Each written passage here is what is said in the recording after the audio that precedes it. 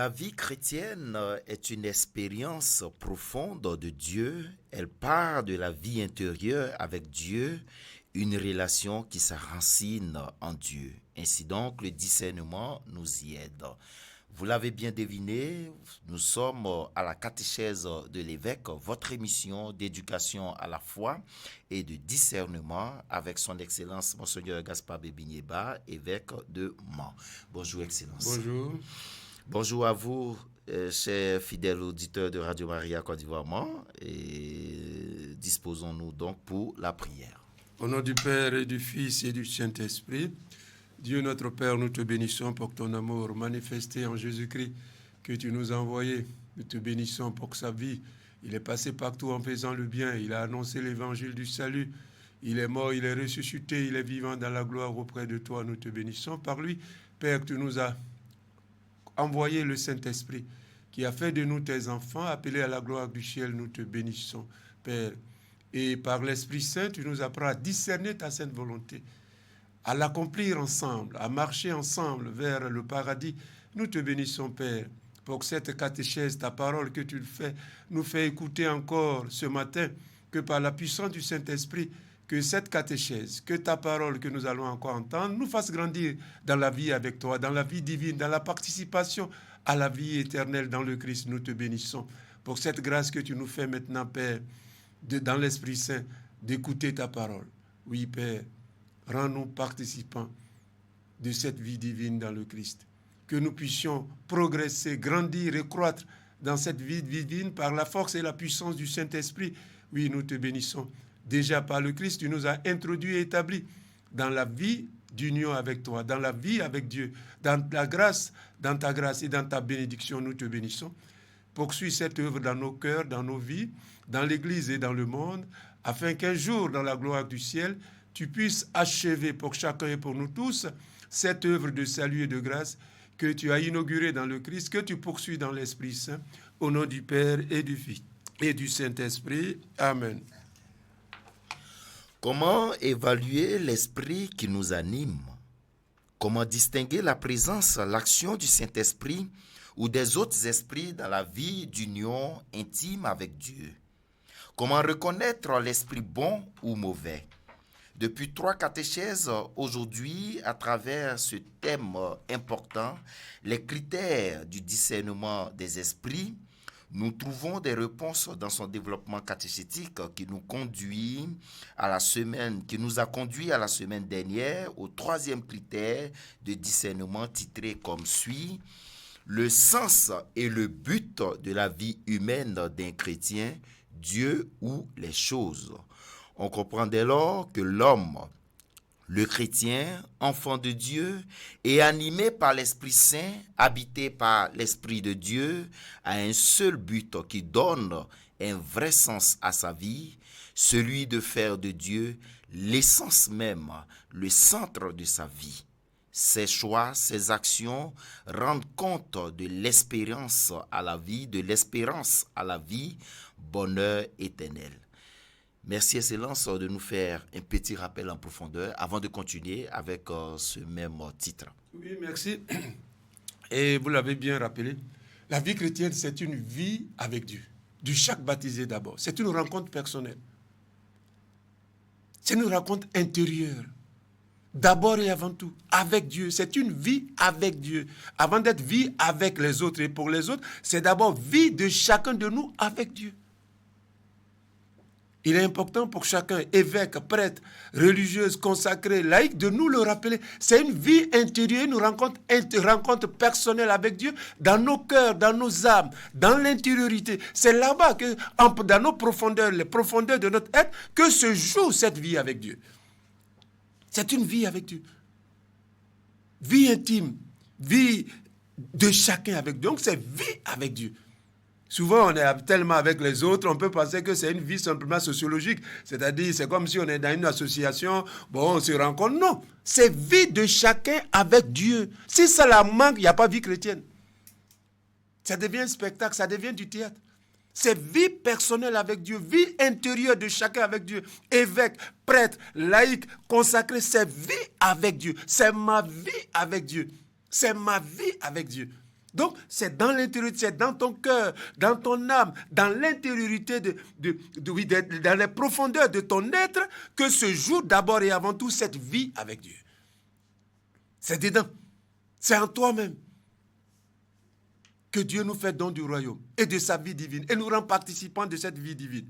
Donc, c'est en comprenant la vie chrétienne, qu'elle soit celle d'un évêque, celle d'un laïc, celle d'une personne consacrée, religieuse, frère, d'un laïc, d'une personne consacrée, ou d'un clerc, d'un prêtre, d'un laïc. Voilà. Parce que si on prend notre vie chrétienne comme ma vie avec Dieu, vous voyez que tout change. Ou tout devrait changer. Tout change. L'Église est là pour nous initier, nous faire grandir dans cette vie de chacun et de nous tous avec Dieu. Vie avec Dieu. Rencontre avec Dieu, rencontre personnelle avec Dieu. C'est de ça qu'il s'agit dans l'Église. C'est ça qui fait la différence entre l'Église, entre la communauté chrétienne et les autres groupes, associations et tout ça, non. La différence, c'est ça. L'Église n'est pas une communauté, une famille humaine comme les autres, ceci, cela. Non, c'est la vie avec Dieu. C'est bien, tu viens à l'Église, mais si tu as conscience, tu as vraiment pris conscience que ta vie avec Dieu se passe d'abord dans ton cœur, dans ton âme, dans les profondeurs de ton être. Ta vie avec Dieu, vie personnelle, rencontre personnelle, expérience personnelle avec Dieu. Est-ce que tu as conscience? C'est là que ça se joue. C'est vrai, on est ensemble en église, prêtre, évêque, laïc, consacré, oui, tout ça, mais faisons attention. Parce qu'on peut dénaturer la vie chrétienne. On peut la dénaturer, la déstructurer. Dans son sens, dans sa finalité, dans son but, dans ses objectifs, et donc dans sa réalisation. Puisque s'il manque l'essence, la réalisation s'appauvrit. La manière de vivre la vie chrétienne s'appauvrit. Elle ne s'enrichit pas, parce qu'il manquerait l'essentiel. L'essence même, la nature, et la portée, et la finalité, et le but de cette vie chrétienne. C'est la vie personnelle de chaque baptisé avec Dieu, de chaque membre de l'Église avec Dieu. C'est ça qui fait la richesse et la beauté de la vie chrétienne. Et c'est ça qui nous met ensemble. Et donc le discernement nous le rappelle à nous tous, évêques, prêtres, laïcs et personnes consacrées. Oui, le discernement nous rappelle et nous remet devant les yeux cette importance. Voilà, l'importance de cette vie de chacun, de cette rencontre, de cette expérience personnelle avec Dieu. Si ça manque, ce n'est plus une vie chrétienne. Et le discernement, comme j'ai dit, veut nous aider, nous tous, à reprendre conscience, à prendre conscience d'une manière nouvelle de ma vie avec Dieu, mon expérience de vie personnelle avec Dieu. Comment est-ce que j'en ai conscience et comment je la fais grandir à moi? Comment cette vie intérieure avec Dieu, cette vie avec Dieu, je la fais grandir, je la fais croître, je l'entretiens. Et voilà, tout ça, c'est ça que pose la question du discernement. Faisons attention parce qu'on risque de faire de l'Église comme si c'était une association, voilà, on se retrouve, bon, on est bien gentil, quoi. Bon, non, ça, l'Église est plus que ça, c'est le sacrement du salut, dit le Concile Vatican II. C'est la vie avec Dieu. La vie, ta vie avec Dieu, de chacun de nous. Et ensuite, de nous tous. Mais s'il manque la vie de chacun, la rencontre personnelle avec Dieu, la rencontre de Dieu avec nous tous, ça s'appauvrit aussi. Et donc, on disait justement en rappelant les critères de cette vie avec Dieu. Voilà. Comment je dois savoir dans l'Esprit Saint? Si ma vie avec Dieu, je l'entretiens, je grandis, elle croît, comment je peux le savoir? Pour moi-même d'abord, dans mes pensées, dans mes sentiments, dans mes choix, dans mes actions, dans mes décisions et dans mon comportement, comment je peux le savoir? Mais aussi, comment je peux savoir? Parce que maintenant, on vit ensemble dans l'Église et dans le monde, que ici, il y a un signe de la présence du Saint-Esprit. Donc, il y a un signe de la vie avec Dieu qui est réel, même si je ne la vois pas. Je vous l'ai dit, l'Esprit, c'est intérieur. C'est un souffle. L'Esprit, c'est que le vent. Vous voyez, dans l'Ancien Testament, c'est le vent. Le Nouveau Testament parle de feu. Voilà, mais c'est des choses insaisissables. Donc, le souffle, l'Esprit est insaisissable. Donc, vous voyez que je suis vêtu comme un évêque, je suis habillé, etc. Vous voyez mon Saint-Bébé, mais l'Esprit qui est à moi, vous ne le connaissez pas. L'Esprit qui est à moi, vous ne le connaissez pas. Vous ne savez pas si c'est vraiment l'Esprit Saint qui est à moi, ou si c'est l'esprit de Belzéboul qui est en moi, ou si c'est l'esprit de Mami Wata qui est en moi, qui me fait jouer, qui me fait parler. Vous ne savez pas. Donc il faut des signes, il faut des éléments d'appréciation. objective de la vie avec Dieu, de la vie en Dieu, par le Christ, dans la grâce du Christ, selon la grâce du Christ, par la puissance du Saint-Esprit. Il faut ça. Et donc le discernement nous permet de les connaître, ces signes-là, ces éléments-là, spirituels, essentiels, éléments fondamentaux d'une vraie vie avec Dieu, personnelle et communautaire, d'une vraie vie avec Dieu. Une vie avec Dieu vraie, de l'évêque, du prêtre, du laïc, de la religieuse, d'une vraie vie. Là, il y a une vraie vie chrétienne. Soit qu'elle commence, soit qu'elle est déjà mature, elle avance, mais il y en a. Il y a une vraie vie avec Dieu, intérieure, personnelle. Il y en a, ça existe. Oui, c'est ça qu'on voit ici. Donc, il ne suffit pas de dire, mon Seigneur bébé, comme l'évêque, il a une vraie vie avec Dieu. Non, ça ne suffit pas. C'est ça le discernement. Ça ne suffit pas. Non, ça serait trop facile. Je vous ai dit la fois passée, il y a l'appartenance extérieure au Christ, à l'Église, et il y a l'appartenance intérieure. Et c'est là que ça se joue, dans le cœur. C'est l'appartenance intérieure, l'intériorité, dans la vie avec Dieu, que se joue l'intériorité, dans ton appartenance personnelle, dans ta rencontre personnelle, dans ton expérience personnelle avec Dieu, pas selon la grâce du Christ, par la puissance du Saint-Esprit, qu'elle se joue. Et donc, justement, on était à ce troisième critère, que j'ai ainsi libellé, intitulé, le sens et le but de la vie humaine, Dieu ou les choses. Voilà, ça veut dire quoi? Avant de lire les textes comme j'en ai l'habitude, un aspect, ou un des aspects, ou comme j'ai parlé d'éléments, des signes, pour voir qu'un chrétien se laisse vraiment influer, est sous l'influence du Saint-Esprit, que l'Esprit Saint agit vraiment dans sa vie, dans son cœur, et il se laisse conduire véritablement par le Saint-Esprit. Il obéit au Saint-Esprit, il se laisse guider par le Saint-Esprit, il se laisse inspirer par le Saint-Esprit. Un des éléments essentiels donc de la réalité d'une vie intérieure personnelle d'un chrétien, qu'il soit évêque, qu'il soit prêtre, qu'il soit laïc, qu'il soit personne consacrée, peu importe, c'est justement que l'Esprit Saint vient transformer son rapport avec l'argent et avec les biens de ce monde. Il y a une transformation que l'Esprit Saint réalise et opère. Voilà, c'est ça que ça veut dire. Il y a une transformation. Si vraiment tu as une vie intérieure avec Dieu, si tu te laisses influencer par le Saint-Esprit, nécessairement ça transforme, ça change ton rapport. Donc, vous voyez que l'Esprit Saint intervient, où la vie divine intervient dans le rapport du chrétien à l'argent. Dans le rapport du chrétien au bien terrestre, au bien de ce monde. Oui, il y a l'Esprit Saint qui intervient. Là aussi, on voit. Dans ton rapport à l'argent, on dit non, lui là, il a une vraie vie de Dieu avec lui. Ou il se laisse vraiment influer. Ou au contraire, non, il n'a pas encore commencé. Il prétend, mais ça n'a pas encore commencé. Oui, souvent on ne sait pas ça. On ne sait pas que dans notre rapport à l'argent, au bien de ce monde, aux choses terrestres, se joue en réalité quelque chose de capital, d'essentiel. On voit, on discerne là. Si on voit que mon Seigneur bébé partout, c'est affaire d'argent, il cherche l'argent. C'est vrai, c'est un évêque, mais à ce niveau, l'Esprit n'a pas encore touché. On a qu'à prier pour lui. Il va être touché. Oui, il y a un rapport. Il y a un rapport dans la vie des saints, mais voyez toute la vie des saints. Dès l'instant qu'ils ont fait cette vraie expérience avec Dieu dans l'Esprit Saint, leur rapport à l'argent, au bien de ce monde, non, il y a une distance, un détachement, il y a quelque chose, il y a une purification, une transformation qui s'est opérée, qui s'est réalisée grâce au don du Saint-Esprit, grâce à l'action du Saint-Esprit, grâce aussi à leur obéissance au Saint-Esprit, grâce à l'influence du Saint-Esprit. Oui, leur rapport à l'argent, au bien matériel, au bien de ce monde est transformé, changé, renouvelé, recréé par rapport à l'espérance de la vie éternelle. Oui, c'est un élément important. J'ai dit qu'on soit évêque comme Monseigneur Bébé, ça n'a pas d'importance. Qu'on soit curé, ça n'a pas d'importance. Est-ce que tu as une vraie vie avec Dieu? Est-ce que vraiment tu te laisses influencer par le Saint-Esprit? That is the question. C'est la question. Est-ce que tu te laisses guider par le Saint-Esprit? Est-ce que tu te laisses influencer par le Saint-Esprit? Ou bien c'est un autre esprit qui t'influence? Et là, on voit. Si c'est l'esprit qui t'influence, là, on voit dans ton rapport à l'argent et au bien. Si ce n'est pas l'esprit, si c'est un autre esprit qui agit en toi, on voit aussi le rapport. C'est ça qu'il s'agit. On voit. Je résume simplement pour tout le monde. On voit. On voit. C'est automatique parce que c'est l'Esprit Saint, comme j'ai dit, illumine, éclaire, transforme, renouvelle parce qu'en fait, c'est quoi? Naturellement, sans Dieu, nous tous, on est attachés fortement au bien de ce monde. Fortement. Mais plus justement l'Esprit Saint éclaire, plus ta vie divine avec Dieu grandit, plus naturellement, mais ça se passe à l'intérieur, il y a une force intérieure de détachement. Voilà. Il n'y a plus la confusion. C'est comme au départ, il y avait une confusion. Entre Dieu et les biens, c'est comme tout est lié. Et progressivement, il y a une séparation qui s'opère.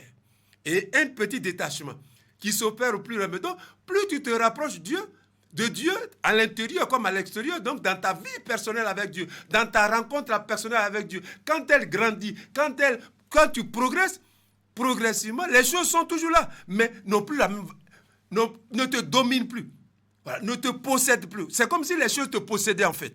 Mais la foi au Christ, l'expérience de Dieu te libère de la domination de l'argent et des biens. Et tu es toujours là, mais avoir une autre vision, et donc un autre rapport de détachement, de liberté par rapport à l'argent, par rapport aux choses. Donc, la vie avec Dieu, c'est-à-dire la docilité au Saint-Esprit, se joue, se voit, se vérifie, s'analyse, s'interprète par rapport au rapport entre un chrétien et les choses de ce monde et l'argent. C'est un lieu de vérification, d'interprétation et d'analyse. Ce chrétien, à quel niveau est-il resté dans sa docilité au Saint-Esprit, dans sa vie avec Dieu? Voilà, c'est un lieu. Donc, on commence. Donc, c'est ce que j'ai mis, Dieu ou les choses. Éphésiens chapitre 4, verset 30. N'attristez pas le Saint-Esprit, dont Dieu vous a marqué comme d'un sceau pour le jour de la délivrance. Éphésiens 4, 30. Acte 5, 1, 10. Un homme du nom d'Ananias vendit une propriété, d'accord avec Saphira, sa femme, puis de connivence avec elle, il retint une partie du prix de l'argent, apporta le reste et le déposa aux pieds des apôtres. Mais Pierre lui dit, Ananias, pourquoi Satan a-t-il rempli ton cœur? Tu as menti à l'Esprit Saint et tu as retenu une partie de l'argent du terrain. Ne pouvais-tu pas le garder sans le vendre, ou si tu le vendais, disposer de l'argent à ton gré? Comment ce projet a-t-il pu venir dans ton cœur? Ce n'est pas aux hommes que tu as menti, mais c'est à Dieu, c'est au Saint-Esprit. Quand il entendit ces mots, Ananias tomba et expira, et donc il est mort. Une grande crainte saisit tous ceux qui l'apprenaient. Les jeunes gens vinrent alors ensevelir le corps et l'emportèrent pour l'enterrer. 3 heures environ s'écoulèrent. Sa femme, donc Saphira, entra sans savoir ce qui s'était déjà passé. C'est-à-dire son mari est mort. Et il a menti au Saint-Esprit. Il a menti à Dieu. Son cadavre est là. Il ne savait pas. Donc Pierre, encore, demande à Saphira, la femme donc d'Ananias qui venait de mourir, dis-moi, c'est bien telle somme d'argent que vous avez vendu le terrain? Donc Pierre demande à sa femme. Et Saphira, on dit qu'il se ressemble, ça semble. Donc Saphira dit à Pierre, oui, c'est bien le montant d'argent, c'est bien ça. Alors Pierre lui dit, comment avez-vous pu vous mettre d'accord pour provoquer l'Esprit Saint, l'Esprit du Seigneur? Pour provoquer l'Esprit du Seigneur. Pour provoquer l'Esprit du Seigneur. Écoute, les pas de ceux qui viennent d'enterrer ton mari sont à la porte. Ils vont t'emporter toi aussi. Aussitôt, elle tomba aux pieds de Pierre et mourut. Actes chapitre 5, versets 1 à 10. 1 Timothée 6, 14, 12. De là viennent des jalousies, des disputes, des insultes, des soupçons malveillants et des discussions sans fin entre les gens à l'esprit faussé, ayant perdu toute notion de la vérité. Ils pensent que la foi en Dieu est un moyen de s'enrichir. Ils pensent, ces gens-là pensent que la foi en Dieu est un moyen de s'enrichir. Certes, la foi en Dieu est une grande richesse si l'on se contente de ce que l'on a. En effet, nous n'avons rien apporté dans ce monde. Nous n'avons rien apporté dans ce monde et nous n'en pouvons rien apporter. Voilà. Nous n'avons rien apporté dans ce monde et nous n'en pouvons rien emporter. Par conséquent, si nous avons la nourriture et les vêtements, cela doit nous suffire. Mais ceux qui veulent s'enrichir tombent dans la tentation. Ils sont pris au piège de nombreux désirs insensés et néfastes qui plongent les hommes dans la ruine et provoquent leur perte aux yeux de Dieu. Car l'amour de l'argent est la racine de tous les maux. Certains ont eu une telle envie d'en avoir beaucoup qu'ils se sont égarés loin de la foi et se sont transpercés l'âme de tourments multiples. Fin de citation. Ça, c'est 1 Timothée, chapitre 6, versets 4 à 12. Alors, mes frères et mes sœurs, quand on vient d'écouter les Actes des Apôtres et les textes de l'apôtre Paul, comme je l'ai dit, on voit bien que sous l'influence, comme je l'ai dit la fois passée, sous l'influence du Saint-Esprit, quand un chrétien, évêque, prêtre, laïque et consacré, quand un chrétien se laisse conduire véritablement par le Saint-Esprit, quand un chrétien écoute le Saint-Esprit, quand un chrétien obéit au Saint-Esprit, quand un chrétien obéit au Saint-Esprit, quand un chrétien est véritablement poussé par l'Esprit Saint, s'il est sous l'influence du Saint-Esprit, oui, le sens et la fin, le but de sa vie change. Au départ, comme tout homme, c'était les choses. L'argent, beaucoup d'argent, accumulé, quels que soient les moyens, il prend ici, c'est la même chose. L'essentiel, c'est que ce soit beaucoup. Si c'est l'argent, que ce soit beaucoup. Si c'est les biens matériels, les maisons, comme j'ai dit, en Côte d'Ivoire, nous sommes, c'est beaucoup de maisons construites au étage, tout le monde. Comme j'ai dit, même nous, les pères qui sont pauvres, la maison, tout le monde. Tout le monde. Voilà. Donc, petit à petit, progressivement, grâce à la puissance du Saint-Esprit, le sens, le but et la fin de la vie du chrétien, l'Esprit Saint nous montre qu'en réalité, les choses, l'argent, c'est pour gagner le ciel. C'est dans l'ordre de l'utilité, mais ce n'est pas dans le sens de la finalité. Dieu ne nous a pas créés pour avoir beaucoup d'argent. Il nous a créés pour avoir l'argent suffisant pour prendre soin de nous, pour faire le bien, mais pour chercher le royaume, pour acquérir la vie éternelle. La finalité, c'est la destination ultime et dernière, c'est d'aboutir au ciel. C'est de ça il s'agit. C'est ça le sens de notre vie, c'est la fin dernière. C'est Dieu lui-même, être avec Dieu, être dans la gloire de Dieu, vivre avec le Christ. Oui, c'est de ça il s'agit. Donc, l'Esprit Saint vient éduquer le chrétien, petit à petit. Éduquer pour dire non, l'argent, les biens, c'est bon, mais ce n'est pas pour ça que tu as été créé. C'est pas pour ça que tu as été créé. L'argent et les biens, si tu cherches à en avoir, c'est bon. Si tu travailles pour en avoir, c'est bon. Mais la finalité de l'argent, de tout ça, de toi-même et de ton argent, c'est pour le ciel. C'est pour le ciel. C'est pour le ciel. D'ailleurs, quand tu vas mourir là, tu vas laisser ici. Les maisons, on va pas mettre ça dans ton cercueil, dans ta tombe. L'argent, ça va rester à la banque. C'est les autres même qui n'ont pas souffert qui vont aller prendre ça. Ils vont se diviser à cause de ça. Donc, sous l'influence, l'Esprit Saint montre le vrai sens de la vie humaine, montre le but, la fin dernière de la vie humaine, qui est Dieu lui-même, qui est la gloire du ciel, qui est la participation à la vie divine du Christ dans la gloire du ciel auprès de son Père par la puissance du Saint-Esprit. Dès lors, justement, sous l'influence du Saint-Esprit, comme je viens de le dire, l'Esprit Saint éduque le croyant, le cœur et l'âme du croyant. L'Esprit Saint purifie et sanctifie, illumine et oriente ses choix, ses décisions, ses actions et son comportement face à l'argent, face au bien de ce monde, face à tout. Donc, face à toute acquisition d'argent, face à toute possession de l'argent, face à toute gestion de l'argent, oui, face à tout ça et au bien de ce monde, l'Esprit Saint illumine, éclaire le croyant. L'âme, voilà, purifie, voilà, les choix du croyant.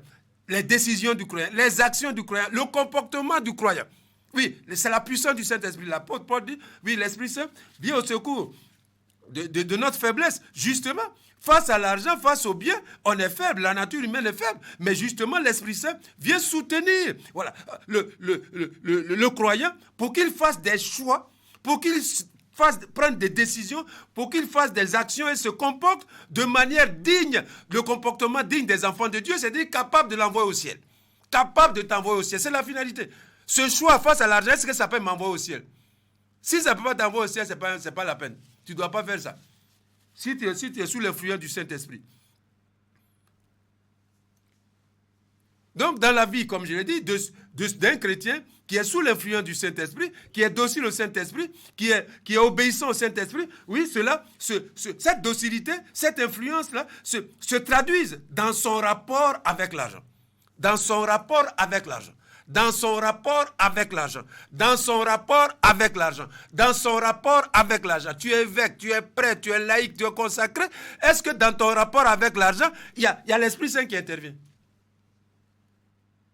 Est-ce que dans ton rapport aux biens terrestres, à tous les biens, maisons, tout ce qu'on connaît, est-ce que l'Esprit Saint intervient? Comment tu fais intervenir l'Esprit Saint? Parce que justement, celui qui est docile au Saint-Esprit, qui est obéissant au Saint-Esprit, qui se laisse, qui est sous l'influence du Saint-Esprit, l'Esprit Saint produit en lui les critères suivant lesquels il doit faire ses choix, il doit prendre ses décisions, il doit se comporter face à l'argent. Oui, l'Esprit Saint produit en lui la lumière, la force intérieure. Et désormais, il a de nouveaux critères. Premier critère, c'est de plaire à Dieu. Le choix que je vais faire par rapport à l'argent, par rapport au bien qu'on me propose, et ceci, est-ce que ça va plaire à Dieu? Premier critère, c'est plaire à Dieu dans mon choix, dans ma décision, dans mon comportement, dans mon action. Est-ce que le choix, la décision, comme on me propose ou comme moi-même je propose, va plaire à Dieu, va glorifier Dieu? C'est d'abord ça. Premier critère, plaire à Dieu dans mon choix, dans ma décision. Ce n'est pas d'abord avoir beaucoup d'argent. Ce n'est pas d'abord avoir beaucoup d'argent. Est-ce que ça plaît à Dieu? Un autre critère, bien sûr, lié à ce premier critère, c'est l'obéissance à la volonté de Dieu. L'obéissance à la volonté. Comment je dois faire ici la volonté de Dieu? Est-ce que si je prends l'argent qu'on me propose, j'ai fait la volonté de Dieu? Ou si je refuse, est-ce que j'ai fait la volonté de Dieu? Oui, c'est ces questions qu'on doit nous tous on donne. Donc un autre critère, c'est faire la volonté de Dieu. Le choix, la décision, la réaction face à l'argent, face à ce bien qu'on me propose ou que je propose, est-ce que ça me permet ou ça nous permet de faire la volonté de Dieu ici et maintenant dans cette situation?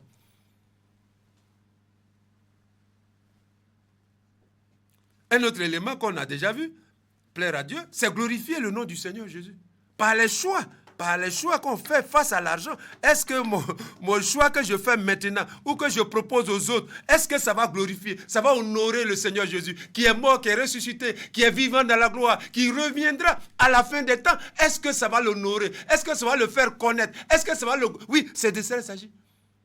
Donc vous voyez que nous tous là, évêques comme je suis, mais mes choix peut-être devant l'argent, devant les biens, n'honorent pas le Seigneur Jésus. Mais je les fais quand même parce que je suis évêque. Non. Non. Souvent on fait pour faire plaisir aux gens. On dit, ah bon, faut accepter ça. Non, c'est pas pour faire plaisir aux gens. C'est pour aller au ciel. C'est plus important. Et c'est ça qui est l'objectif, la destination, c'est pour aller au ciel. Un choix que je dois faire, une décision que je dois prendre, un comportement que je dois prendre en tant que chrétien, c'est pour m'envoyer au ciel. C'est en référence avec l'éternité de Dieu. Ici, c'est provisoire. Et c'est pour ça que l'apôtre Paul dit là, en Romains 8, là, je crois 18, là, verset 18, il parlait justement de la souffrance. Il dit non, mais les souffrances d'ici là ne sont pas comparables à l'éternité du ciel. Ici, là, c'est un attendant, là-bas, c'est l'éternité. Donc ici, là, ça va passer un jour. Oui. Ici, là, ça passe. Ce n'est rien du tout, ça va passer. Même si ça fait 100 ans, ça passe. Ça va arriver. Souvent, quand ça commence, on te dit dans 10 ans, tu dis, oh, ça ne va pas arriver tout de suite. Et puis, tu l'as vu, tu dis, ah, c'est arrivé, je dois payer maintenant telle chose. Oui, c'est ça. C'est ça. Donc, honorer le Seigneur Jésus. Glorifié par mon choix devant l'argent, face à l'argent, face aux biens matériels périssables, corruptibles, je dois montrer que le choix que je fais, c'est un choix incorruptible. C'est un choix pour la gloire du Seigneur Jésus. C'est un choix pour l'éternité. C'est une décision qui va m'envoyer au ciel. C'est ça que je fais ici et maintenant dans le temps. Je ne suis pas en train de m'amuser. Dans le choix, dans la décision, dans mon comportement, dans mon action, se joue ma destinée éternelle. C'est de ça qu'il s'agit. Ce n'est pas un petit choix face à l'argent. Vous avez vu tout à l'heure, on va arriver là. Ananias et Saphira, sa femme, vous avez vu dans les yeux de l'apôtre, ils sont cadavrés. Donc, c'est pas face à l'argent, ce qui se joue là, pour chacun, pour nous tous, face à l'argent, c'est notre destin d'éternité. Ce n'est pas petit choix. Si c'est en Afrique, là, on va dire Pierre est trop dur. Hein? Comme il a parlé aux gens, on dit, oh, mais ce qu'ils ont pris, là, ils ont fait quoi? Bon, tout le monde fait ça. Oh, bon, ils ont menti, là, bon, ça fait quoi? Tout le monde fait ça. Bon, donc, c'est pas trop grave. Bon, faut pas trop insister là-dessus. Non! Ça ne va pas l'envoyer au ciel. C'est par rapport au ciel, il parle. Est-ce que ça va l'envoyer au ciel? Oui, c'est bon. C'est très bon. Si ce n'est pas pour le ciel, non. Donc, le Seigneur Jésus, bien sûr. Un autre élément, un autre critère ici dans l'Esprit Saint, c'est étendre le règne du Christ. Donc, honorer le Seigneur Jésus, ensuite étendre le règne du Christ. le choix que je fais, ou que je vais faire, ou qu'on me propose, est-ce que ça va étendre le règne du Christ? Le Christ qui a libéré le monde du péché, de Satan, de délivrance. Est-ce que ça va plonger l'humanité dans le mal, dans le péché? Ou au contraire, le choix que je fais va libérer, va manifester le règne de libération, de délivrance, de purification, de sanctification du Christ Jésus sur les réalités, sur l'argent, sur les biens, sur la création? Est-ce que c'est ça? Voilà la question.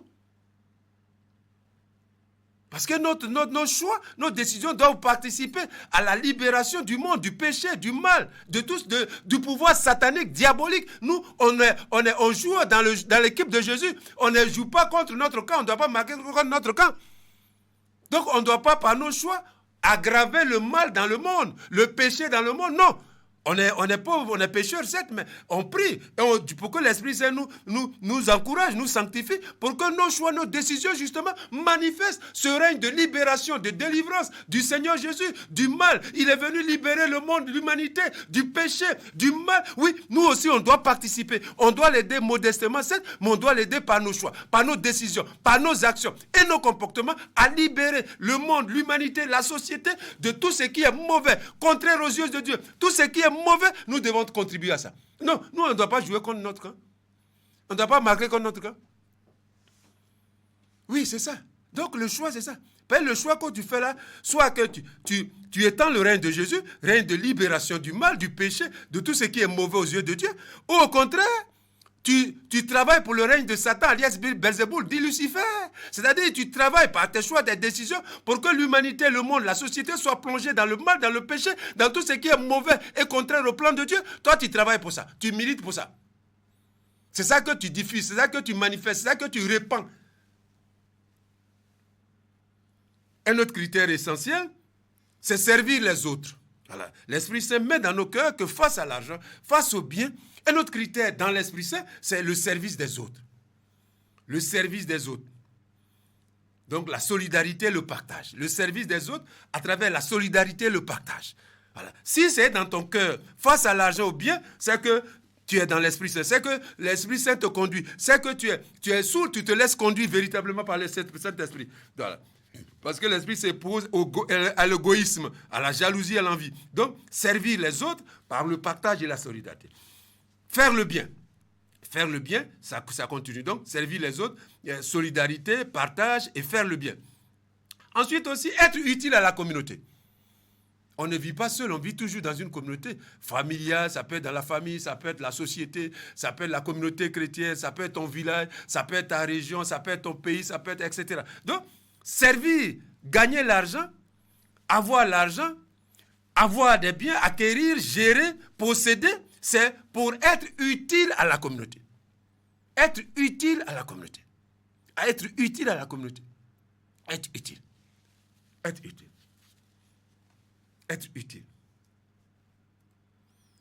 Et puis, un autre critère important, c'est la finalité, c'est de parvenir à la vie éternelle. Dans la gloire du ciel. Un autre critère. Donc, l'Esprit te dit, voilà, face à l'argent, tu as une possibilité de progresser sur le chemin de la vie éternelle. Ou bien, au contraire, de reculer, de rebrousser chemin. Là, face à l'argent, au bien qu'on te propose, tu as la possibilité, tu as un moyen, tu as une voie, soit de progresser, d'avancer sur le chemin de la vie éternelle dans la gloire du ciel, ou de reculer, de reculer au lieu d'avancer. C'est ça. Et comme vous le savez, on dit, qui n'avance pas recule. Donc, ensuite, face à l'argent, je l'ai dit, c'est étendre le règne du Christ à travers être juste, être honnête, être crédible. Voilà, c'est les éléments pour atteindre le règne du Christ. Être juste, être honnête, être transparent, être crédible. Être juste, être honnête, être transparent, être crédible, ce sont les moyens pour un chrétien docile au Saint-Esprit, pour étendre le règne du Christ face à toute acquisition d'argent, face à toute possession d'argent, face à toute gestion de l'argent et des biens de ce monde. Oui, voilà quelques critères essentiels qui montrent à un chrétien qu'il est véritablement sous l'influence du Saint-Esprit, qu'il mène une vie intérieure vraie avec Dieu, qu'il progresse dans la sainteté, qu'il va vers le ciel. Voilà les éléments. Et je l'ai déjà dit, grâce à l'Esprit qui vient au secours de sa faiblesse, Romains 8, 26, le chrétien ne se laisse pas asservir. Donc le chrétien qui est sous l'influence du Saint-Esprit ne se laisse pas asservir ou dominer par les richesses de ce monde. Il ne devient pas esclave. Voilà. Il ne devient pas esclave. Il ne devient pas esclave. Il ne devient pas esclave. Il est libre. Il est libéré. Et il entretient en lui cette liberté malgré le péché. Il ne se laisse pas asservir, diriger, posséder même. Posséder par les biens, par le désir d'avoir, de gagner beaucoup d'argent. Non, toi-même, tu n'es même plus maître, tu ne maîtrises même plus. Dès que tu vois la jeunesse, c'est t'envoyer en brousse.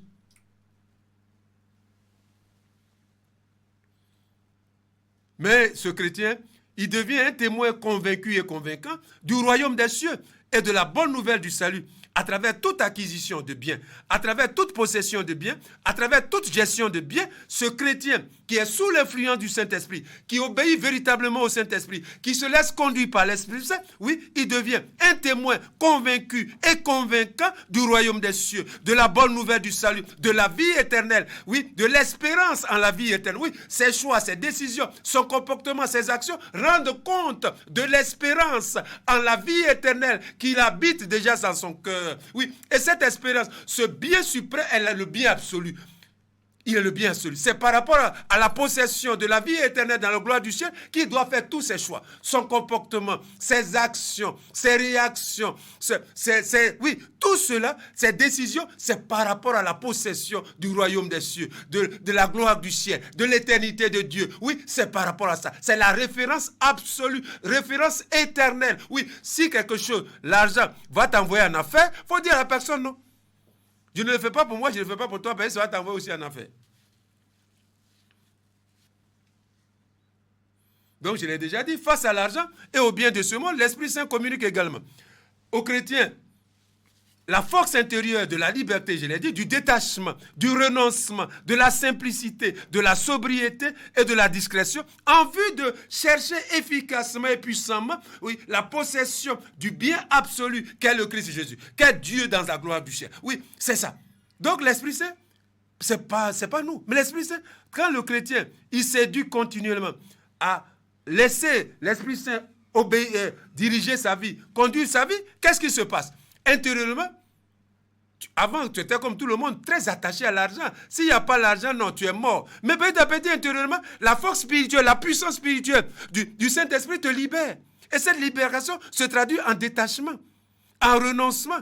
Si on te propose un faux truc, tu dis non, mon frère, c'est bon. On dit, mais toi, tu proposes aussi, tu dis non. Oui, c'est ça.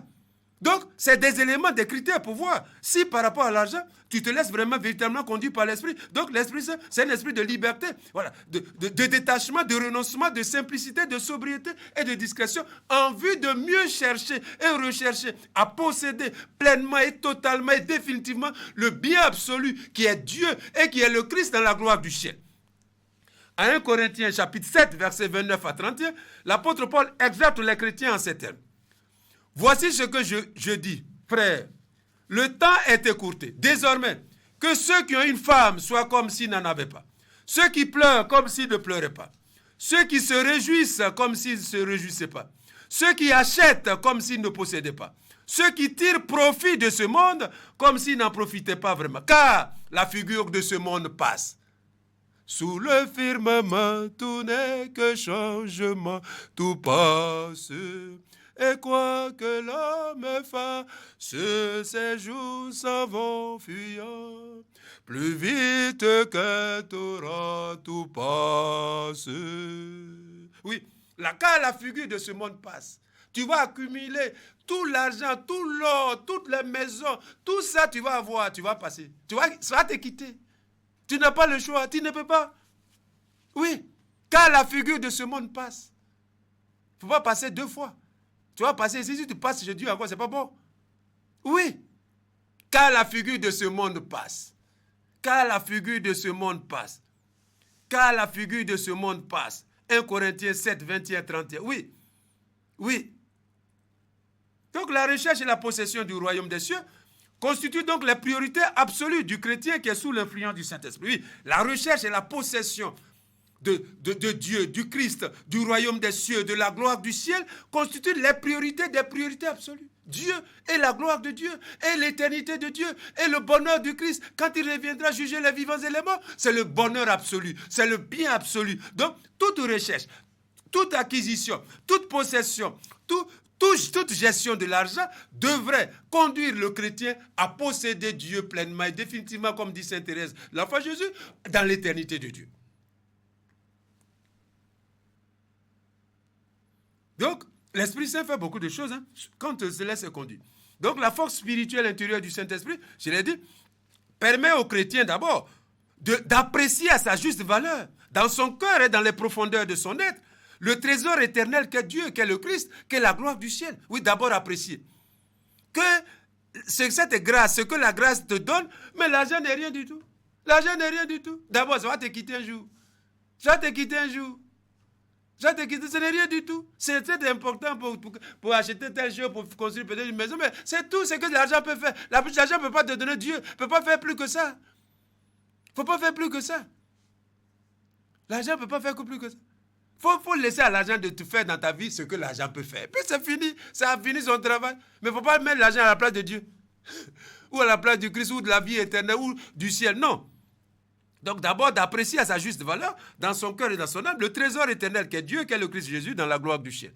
Par la force intérieure du Saint-Esprit, ce chrétien-là s'engage à fond dans la recherche et la possession de Dieu et de son royaume inauguré par le Christ dans la puissance du Saint-Esprit. Ainsi, il devient capable de tout sacrifier pour posséder pleinement et définitivement Dieu et son royaume.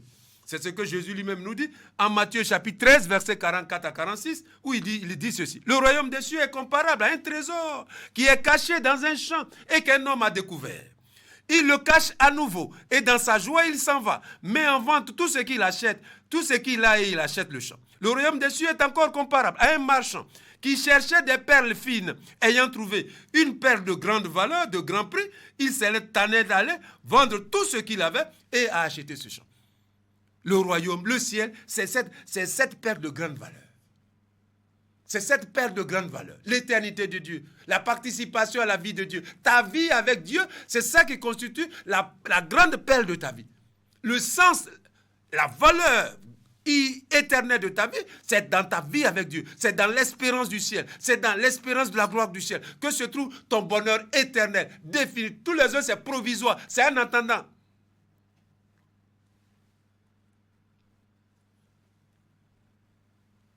Donc, aussi pour gagner le Christ, comme lui-même le dit, être trouvé en lui, l'apôtre Paul, vous le savez, ce grand mystique, a tout sacrifié.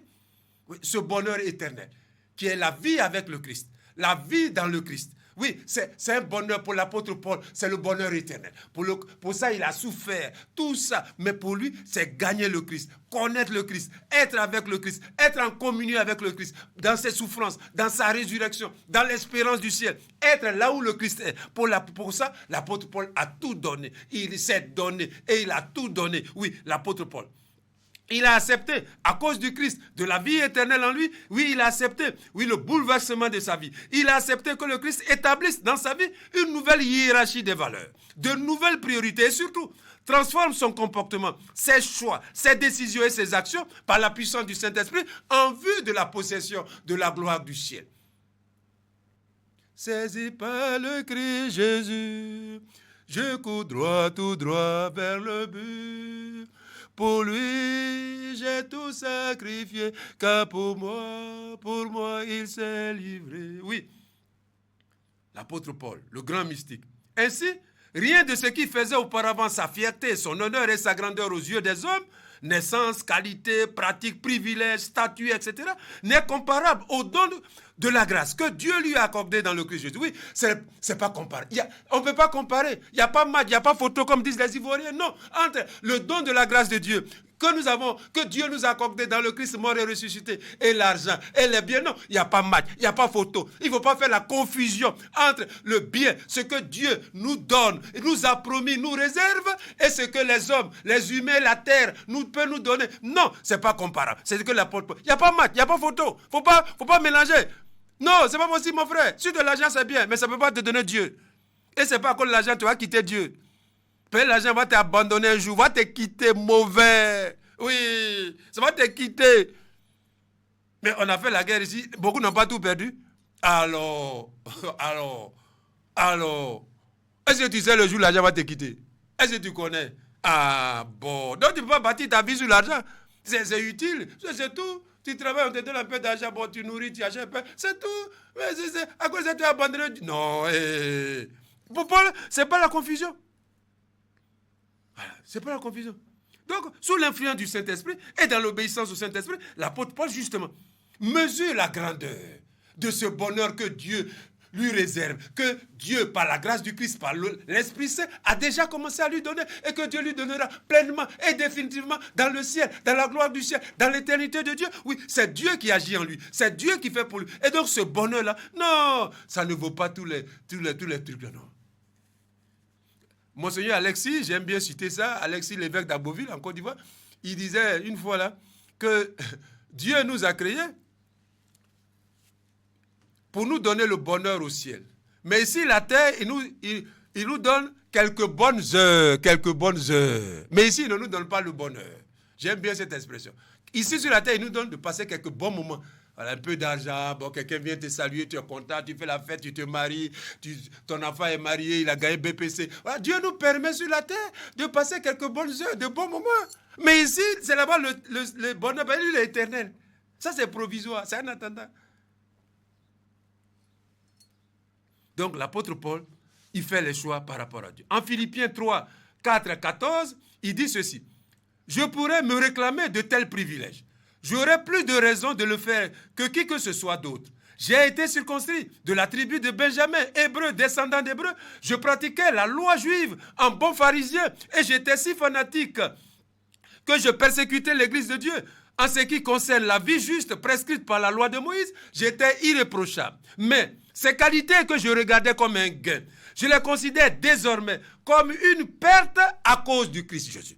Je les considère désormais comme une perte à cause du Christ Jésus. Je considère même toutes ces choses comme une perte en comparaison de ce bien suprême. Un bien suprême. Ce bien suprême, connaître Jésus-Christ, mon Seigneur, pour qui je me suis privé de tout avantage personnel. Connaître le Seigneur Jésus, posséder le Seigneur Jésus, être avec le Seigneur Jésus. Oui, bien suprême, bonheur éternel, bonheur définitif. Oui, l'apôtre Paul, posséder de Jésus, être avec Jésus, là où Jésus est, pour lui c'est le bien suprême. C'est le bien suprême. Je considère désormais tout cela comme des déchets, comme des balayures, afin de gagner le Christ, dit-il. Afin de gagner le Christ. Afin de gagner le Christ. D'être avec le Christ.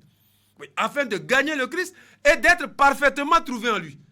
Afin de gagner le Christ et d'être parfaitement trouvé en lui. Je n'ai plus la prétention d'être juste grâce à ma pratique de la loi de Moïse. C'est par la foi au Christ que je le suis. Grâce à cette possibilité d'être juste offerte, cette possibilité offerte par Dieu d'être juste, et qu'il accorde en réponse à la foi. Tout ce que je désire, c'est de connaître, ça revient encore, tout ce que je désire désormais, c'est de connaître le Christ et la puissance de sa résurrection, de communier à ses souffrances, de devenir semblable à lui dans sa mort, afin de parvenir, s'il est possible, à la résurrection d'entre les morts. Fin de citation. Donc vous voyez, le bien suprême, gagner le Christ, connaître le Christ, gagner le Christ et être connu pleinement en lui. Voilà le bonheur que l'apôtre Paul poursuit. Je ne prétends pas avoir déjà atteint le but ou être déjà devenu parfait, mais je poursuis ma course pour m'efforcer d'en saisir le prix, car j'ai été moi-même saisi par le Christ Jésus. Non, frère, je ne pense pas avoir déjà obtenu le prix, la coupe, mais je fais une chose. Je n'oublie pas. J'oublie ce qui est derrière moi et je m'efforce d'atteindre ce qui est devant moi. Ainsi, je cours vers le but afin de gagner le prix que Dieu, par Jésus-Christ, nous appelle à recevoir là-haut. Le but. C'est ça, j'ai mis le sens et le but de la vie humaine, Dieu ou les choses. Le but, c'est le Christ.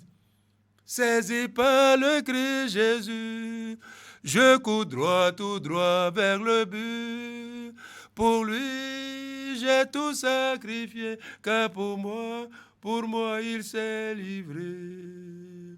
Donc, on l'a vu, sous l'influence du Saint-Esprit, le chrétien qui cherche donc la gloire du ciel, la vie éternelle dans l'éternité, oui, se laisse conduire. Ses choix sont conduits, transformés, illuminés, inspirés par le Saint-Esprit.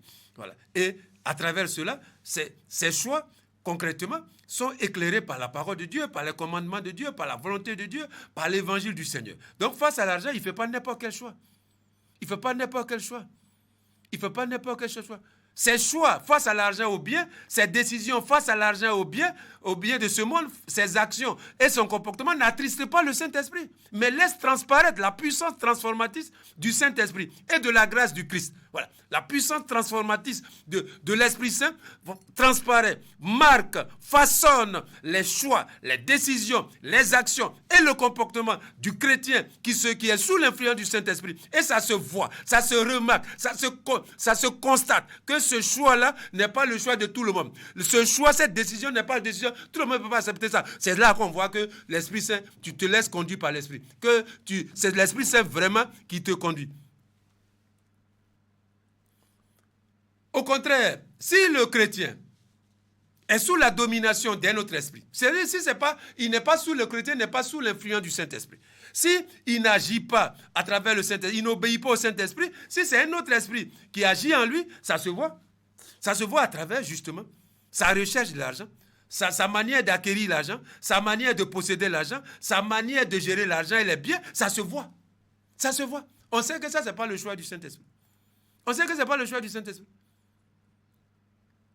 On sait que ce n'est pas le choix du Saint-Esprit. C'est exactement ça. En Actes chapitre 5, verset 1 à 10, Saint Luc nous donne l'exemple d'Ananias et de sa femme Saphira. Face à l'argent, Ananias et Saphira n'ont pas obéi au Saint-Esprit. Ils n'ont pas laissé le Saint-Esprit transformer, guider, orienter leurs choix, leurs décisions, leurs actions, leurs comportements. Non, Ananias et Saphira, non. Eux, ils n'obéissent pas au Saint-Esprit. Ils sont chrétiens, ils sont baptisés. Mais en réalité, ce n'est pas l'Esprit Saint qui les fait agir. Ils sont baptisés, ils sont membres de la communauté. Hein. Ils sont des bons chrétiens. Hein.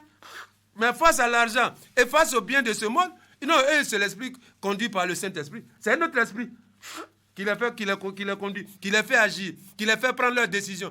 Ils se comportent par rapport à un autre esprit et non plus par rapport à l'Esprit Saint. Ils n'ont pas laissé le Saint-Esprit illuminer et orienter, comme je l'ai dit, leurs choix, leurs décisions, leurs actions et leurs comportements. Pour s'enrichir, ils sont prêts à tout. Pour avoir beaucoup d'argent et beaucoup de biens. Saphira et sa femme Ananias et sa femme Saphira sont prêts à tout pour avoir beaucoup d'argent. Toujours beaucoup d'argent. Toujours beaucoup d'argent. Il y a affaire dessus, oh. Il y a affaire dessus, hein. Ah, l'argent. Un moment là, tu tombes dans le trou, tu dis, ah, c'est les autres qui t'ont mis dedans. Non, c'est toi qui t'as mis dedans. Voilà. Donc, pour s'enrichir, ils ont menti et trompé les autres. Ils ont été malhonnêtes. Ils ont prétendu faussement vouloir aider les croyants qui étaient dans le besoin. Mais en fait, vous rappelez aussi, je n'ai pas pris ce texte-là, mais dans l'évangile de Saint Jean, Judas, on lit ça dans la Passion, là, dans la mort de Jésus. Judas, voilà, Jésus et les disciples étaient là, et puis on dit à Judas, on dit non, la femme est venue, il dit, on prend parfum là pour mettre sur le pays. Il dit non, il y a trop de pauvres là. On va prendre ça pour... Il ne faut pas gaspiller ça. Il ne faut pas mettre ça sur les pieds de Jésus. Mais le parfum, on va le vendre. Et l'argent qu'on va gagner là, on va prendre ça pour aider les pauvres. Et l'évangéliste Jean ajoute, non, hein. Si Judas dit ça, c'est pas parce qu'il aime les pauvres, c'est un voleur. C'est parce qu'il veut qu'on mette dans la caisse et puis lui, il va prendre. C'est ça son intention. Ce n'est pas pour aider les pauvres. C'est pas pour aider les pauvres. Hein. Donc vous voyez que le discernement, c'est ça, l'esprit. Voilà. Dans les vocabulaires, dans la parole, c'est une bonne proposition. Mais l'esprit qui est en Judas, ce n'est pas l'Esprit Saint. C'est ce qu'on veut dire ici. Oui. C'est pour ça que le discernement de l'esprit est important pour nous tous. Hein. Ils ont été malhonnêtes. Ils ont pardon. Leurs mensonges et leurs tromperies face à l'argent les ont soustraits à l'influence du Saint-Esprit et exposés à la mort corporelle et mort spirituelle. Oui. Eux, Ananias et sa femme Saphira, eux, ils parlent de Dieu. Hein. Ils connaissent Dieu. Hein. Ils viennent à l'église. Hein. Ils sont des bons. Mais face à l'argent, ils ne connaissent plus Dieu. Face au bien de ce monde, il ne peut plus faire les choix de Dieu. Il ne peut plus faire les choix, les décisions du Saint-Esprit. Il ne peut plus se comporter parce qu'ils ne sont pas sous l'influence. Face à l'argent, ils ne sont plus sous l'influence du Saint-Esprit. Ils sont sous l'influence d'un autre esprit. Il ne peut pas faire les choix du Saint-Esprit. Il ne peut pas décider selon le Saint-Esprit. Il ne peut pas se comporter selon face à l'argent, à la recherche de l'argent, à la possession de l'argent, à la gestion de l'argent. Là, eux, ils ne peuvent plus se comporter en chrétien, docile au Saint-Esprit, obéissant. Non, ils ne peuvent plus le faire.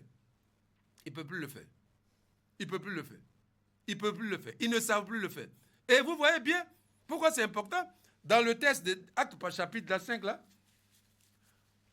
quand Pierre il s'est adressé à Ananias, l'époux, le mari, et il lui a demandé, mais combien c'est la somme là, est-ce que c'est le montant que vous avez vendu? Il a dit oui.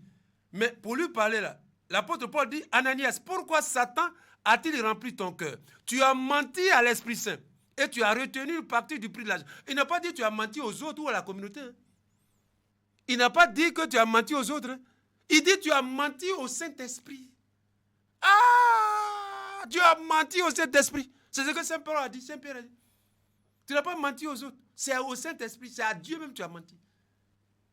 Donc vous voyez qu'il y a un rapport entre notre vie dans l'Esprit Saint et notre rapport à l'argent, comme je l'ai dit au début.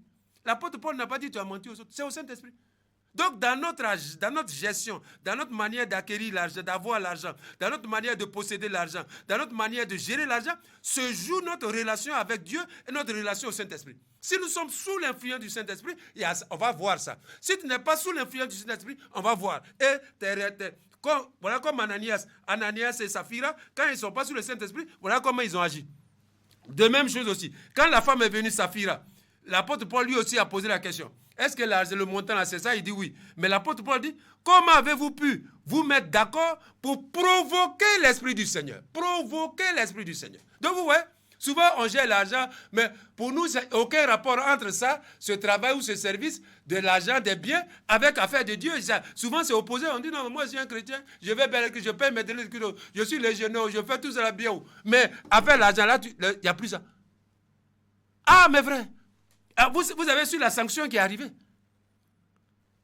Pierre n'a pas dit non. Bon, tu as pris l'argent, c'est pas grave. La communauté, tu as trompé, tu as menti, mais bon, tu as remboursé ça demain.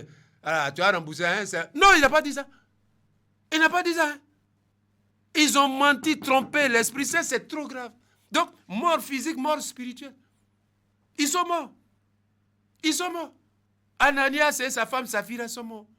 Ah, mes frères, on n'a qu'à demander pardon à Dieu, hein. Prêtre, évêque, laïc, consacré, face à l'argent, on ne nous reconnaît plus, hein. Si Pierre est là, comment Pierre va faire? Comment aller au ciel, il va faire comment? Lui, déjà, regardez comment il a fait pour Ananias et sa femme Saphira. Si c'est nous, on dit, oh Pierre, mais tu es trop dur. Oh, toi aussi. Mais qu'est-ce qu'ils ont fait de mauvais? Mais tout le monde fait ça. Tout le monde fait ça. Mais c'est Pierre, tu n'es pas... Non, toi aussi. Et puis c'est toi, Pierre, tu es le premier pape. Ça, tu dois être bon cœur, miséricordieux. Tu dois pardonner, tout ça. Non. C'est par rapport au ciel. C'est par rapport au ciel, à la vie éternelle, de la gloire du ciel. C'est ça qui se joue là. Dans cette décision, dans ce choix, dans ce comportement, dans cette action, c'est leur destin d'éternité qui est en jeu. Donc, mes frères et mes sœurs, nous aussi, nous devons demander pardon à Dieu. Nous ne sommes pas sous l'influence du Saint-Esprit. Quand il s'agit de l'argent et des biens, on n'est pas sous l'influence du Saint-Esprit la plupart des temps. On ne se laisse pas guider par l'Esprit Saint. On se laisse guider par d'autres esprits. Là, on ne nous reconnaît plus. On ne sait plus qu'on est chrétien. Appelés à la gloire du ciel, disciples du Seigneur Jésus, qui sommes devenus enfants de Dieu par la puissance du Saint-Esprit. Les choix, les décisions, les comportements, les actions ne sont plus ceux des enfants de Dieu, appelés à la gloire du ciel.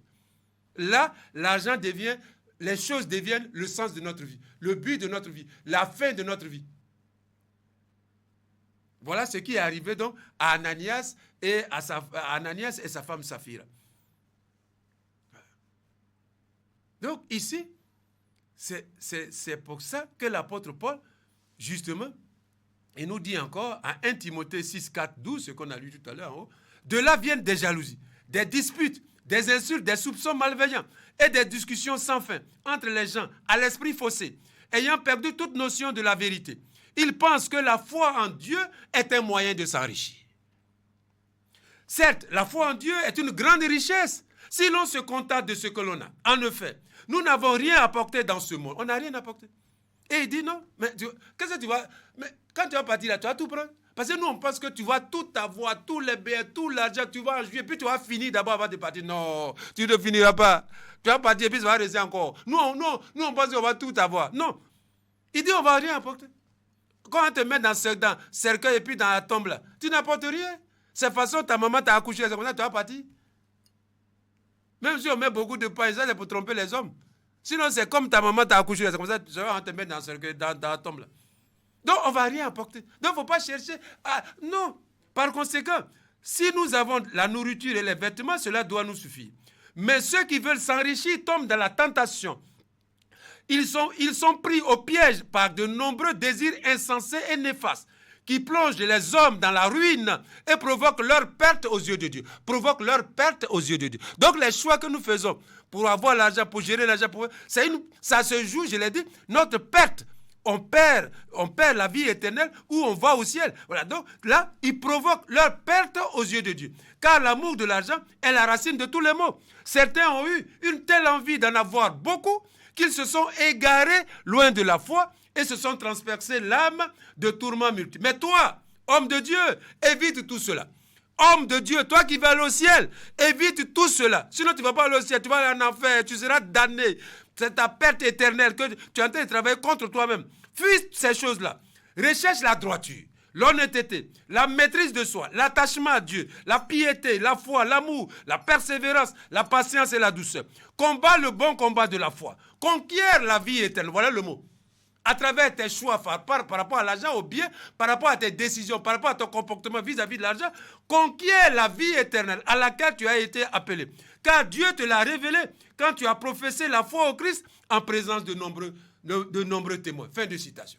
Oui, conquiert la vie éternelle à laquelle Dieu t'a appelé. Voilà, en toutes choses, face à l'argent, face au bien, tes décisions, tes actions, tes réactions, ton comportement, doivent, te faire acquérir la vie éternelle, te faire progresser sur la vie éternelle, et non pas de te faire reculer ou t'écarter même du chemin de la vie éternelle. C'est une damnation éternelle, c'est pas bon. Donc, on va s'arrêter là aujourd'hui, et prochainement, on va continuer. Merci, Excellence. Merci à vous, très chers auditeurs, pour votre attention et l'écoute de cette émission. Nous pouvons nous retrouver encore dès 21h ou encore à 0h pour les noctambules pour réécouter cette émission. Lundi également à 10h, vous avez la possibilité d'écouter cette émission sur les réseaux sociaux, Facebook Diocèse de Mans, Facebook Radio Maria Côte d'Ivoire Mans ou encore YouTube Diocèse de Mans. Retenons tout simplement que la vie chrétienne est avant tout vie avec Dieu. Excellence, la prière. Au nom du Père et du Fils et du Saint-Esprit, Amen. Dieu notre Père, nous te bénissons. Tu nous as introduits et établis dans la grâce du Christ. Tu as fait de nous tes enfants appelés à la gloire du ciel. Père, nous te bénissons pour que chacun de nous et pour nous tous, pour cette vie avec toi, la vie divine, la participation à la vie divine dans laquelle tu nous as établis et introduits, nous te bénissons par la puissance du Saint-Esprit et selon la grâce du discernement, fais-nous progresser sur le chemin du ciel par nos choix, par des décisions, par des actions et par des comportements dignes de ceux des enfants de Dieu. Et qu'un jour, après avoir témoigné de ton règne et témoigné de l'évangile du Christ, nous parvenions tous ensemble au bonheur de l'éternité, au nom du Père et du Fils et du Saint-Esprit. Amen. Merci et bonne journée sur Radio Maria Côte d'Ivoire. Radio Maria, le fidèle ami qui révèle Dieu.